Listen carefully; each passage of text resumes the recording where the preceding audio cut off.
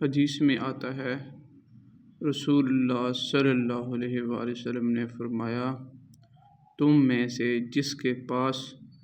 قربانی کرنے کی گنجائش ہو اور وہ قربانی نہ کرے تو اسے چاہیے کہ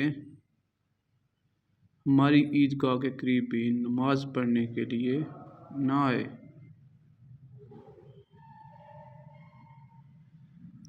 ایک اور حدیث میں رسول اللہ صلی اللہ علیہ وآلہ وسلم نے فرمایا، ایسے لنگڑے جانور کی قربانی نہ کی جائے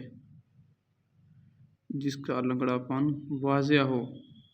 نہ ایسے اندھے جانور کی جس کا اندھا پن واضح ہو، نہ ایسے بیمار جانور کی جس کی بیماری واضح ہو، نہ ایسے لاغر کمزور جانور کی